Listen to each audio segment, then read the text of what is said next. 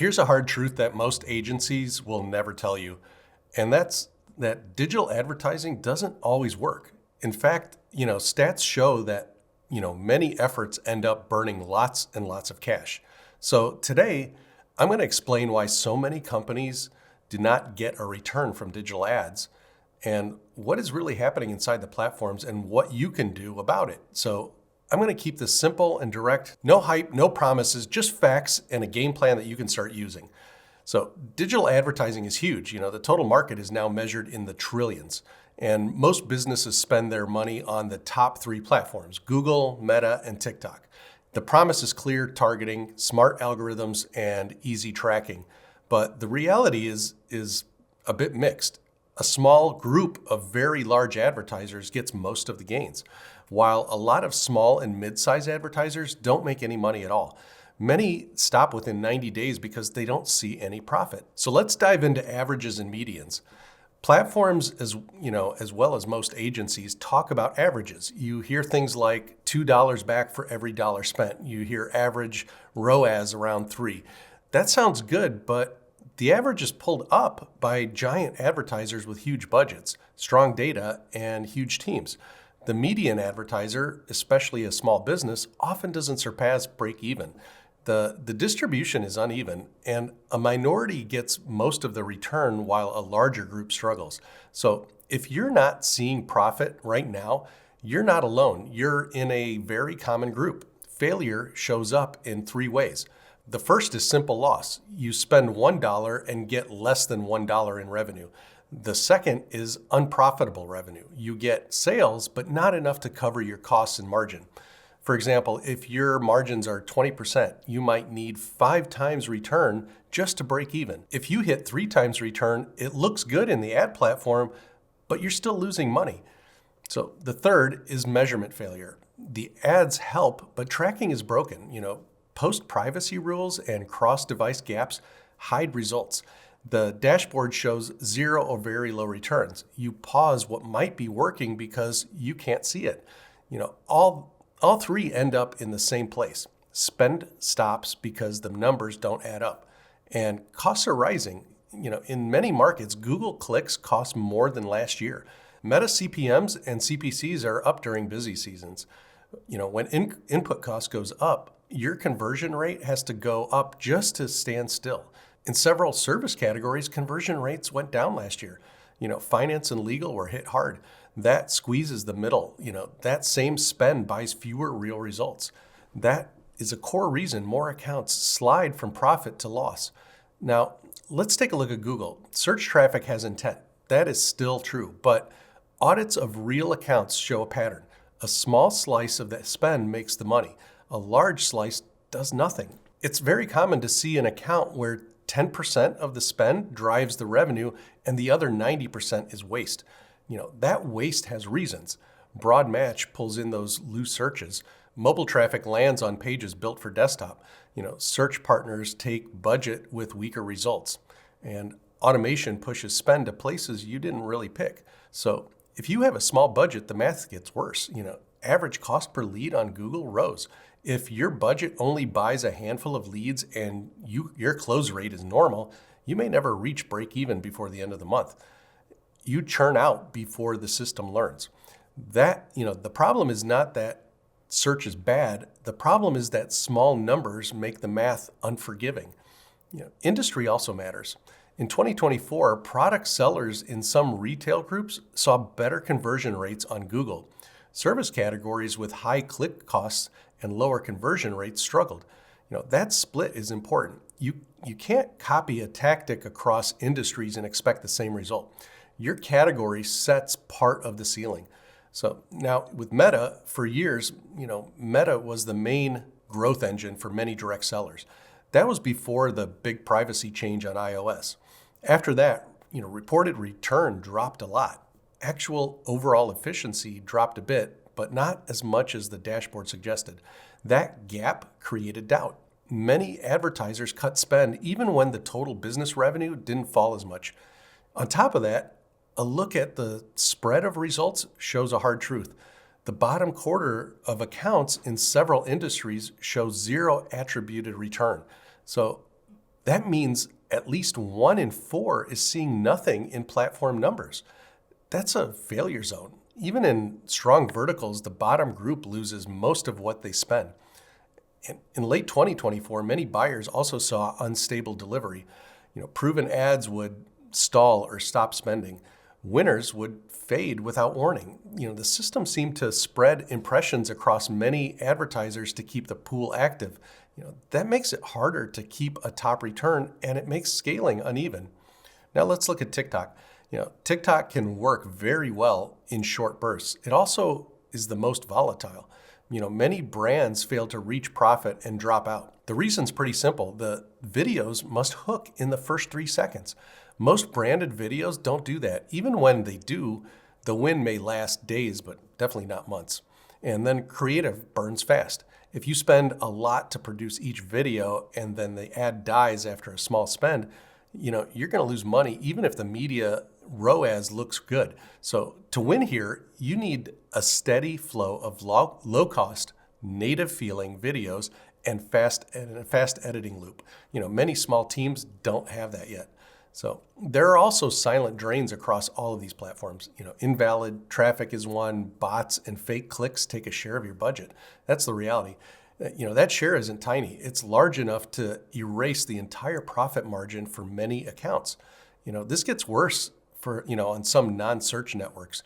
And it's not always obvious because the bots look more and more human now because they're AI driven. They move the mouse, they scroll, they can fill the forms. And if you don't filter them out, your numbers lie. And another drain is attribution confusion. Underreporting causes you to pause real winners. Overreporting makes you scale fake winners. Black box automation makes both problems harder because it hides the logic and pushes towards spend targets. The group hit hardest by all of this is small and mid-sized businesses. They don't have the spare cash to buy a long learning phase. They can't produce unlimited creative. They don't have a data science team. Many hire low-cost, help that sets and forgets. The account then leaks budget into broad terms, weak placements, and bad traffic. After a month or two, there's no profit and trust is gone. This is not because these owners don't care or don't try. It's because the system now requires a minimum level of budget, data, and process to reach stable profit. The bar is higher than it ever was before. That is the diagnosis. Now let's talk about what to do. The plan is simple on purpose. You can run it this month without guessing. We're going to cover offer, math, tracking, creative, pages, targeting, and budget rules, anti-fraud, and the big one, when to stop. So let's start with unit economics. Write down your average order value or average deal size. Write down your true gross margin after product, shipping, fees, labor, all that stuff. For lead gen, write down your close rate from qualified lead to customer. For repeat sales, write down your 30-day and 60-day value. From these numbers, set a hard cap for cost per acquisition. For e-commerce, ad spend per order must be less than your gross margin per order.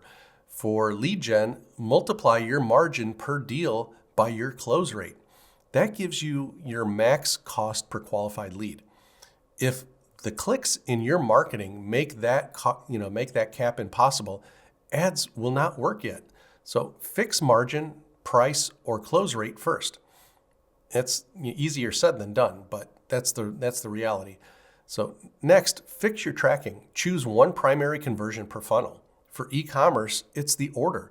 For lead gen, it's the sales accepted lead, not just any form submission. Track calls with unique numbers by channel. Pass real revenue back into Google, Meta, and TikTok if you can. Clean duplicates. Use clear, naming and UTMs. In your CRM, store 3 simple touch points. First touch, last touch, last non-directed touch. That's enough to make smart decisions. Then set alerts so you know when tags break. Next, fix your offer. Put it in one line in plain words. Examples are simple. Start a free trial, get a price in 2 minutes, book a demo this week, get the bundle with free shipping. Lengthen a guarantee only if you can honor it. And if your price is high for the market, you need to show proof that supports it. A number, a named quote, a short clip, a table with clear facts. If you can't explain why the price is high in a way that buyers accept, fix the price or the package. Next, fix your page, the landing page, right? Make it fast on mid-range phone, under 3 seconds to show the main content. Put a 2-sentence summary at the top that says what it is, who it's for, and what happens next. Show the results in the first screen with a 20 to 40 second video clip. Use one main call to action button or a really small, simple form. Ask only for the fields you need to move the sale forward. Add a small table with prices, sizes, plans, or timelines. Place one strong proof item next to your main claim. Add 3 to 5 real questions and short answers. Add a short line under the form that says, here's what happens next after you're going to submit. This reduces bounce and makes the ad dollars count. So next, clean up your targeting. On search, start with exact match buying terms. Add negatives for job seekers, DIY stuff, free instructions, and any kind of tutorials or off-topic use of your words. Next, check the search terms list daily for the first week. On social, build 3 core audiences: recent site visitors for retargeting, lookalikes based on your best customers, a tight interest group that matches proven buyers. Next, exclude recent buyers, exclude short bounces, cap frequency so people don't see the same ad too often. Check location targeting and remove areas you don't serve. Build creative that proves it in 3 seconds. Open with a result, not the claim. Show the product in use, put the key number on the screen, or show a customer using it. Keep the first line simple and specific. In the next 15 seconds, show 2 or 3 next steps. Close with one clear action that matches the page. Make a small grid of tests. 3 openings times 3 offers, 9 total. Send them to matching pages. Judge ads by short hold and click through. Judge pages by conversion. Keep the top 1 or 2. Kill the rest within a week. Next, you're going to need to set budget rules before you even launch. You need enough budget to reach a first stable signal. For lead gen, aim for at least 10 qualified conversions in a week. For e-commerce, aim for enough orders to judge return honestly. Write stop and scale rules. For example, if cost per lead is more than 20% above goal after 7 days and 10 conversions, pause or change one thing only. If return is within 10% of the goal and trending up for a week, scale by 20 or 30%. Make one change at a time so that you can see what's working and what's not working. Next, filter fraud and junk. Turn off weak placements and app categories that drive accidental clicks. Use click protection if you see a lot of fake activity. Watch for patterns like spikes at odd hours, odd device types, or locations that you don't serve. If you run display or programmatic, use strict allow lists where possible. This won't remove all bad traffic, but it will reduce waste. Next, pick channels by demand type. If people already search for what you sell, search and shopping should be your core. If people don't search for what you do yet, don't know about you or your category, use video and social to show the result and expect a learning period. For local services, keep your business profile current and use local services ads if you qualify for those particular categories. For B2B with long sales cycles, use search for intent and video or LinkedIn for retargeting. Don't spread it too thin. Run one core channel and one support channel until you hit your goal for 2 weeks. Then add a third. Next, tighten your speed to lead. For service leads, respond in under 10 minutes during business hours and under 1 hour after hours. That sounds like a tall ask, but that's the reality these days. Use a short script that mirrors the page promise. Offer a direct calendar linked with same-day slots. If they don't answer, send a quick text and a short email. Make 5 touches across 3 days. Then move to weekly, for helpful check-ins. Next, track contract rate by source. If a source is not going to pick up, fix the ad promise or add filter questions. Next, use retention to make ads work. Map a 30-day plan after the first purchase. Confirm the order and suggest one useful add-on.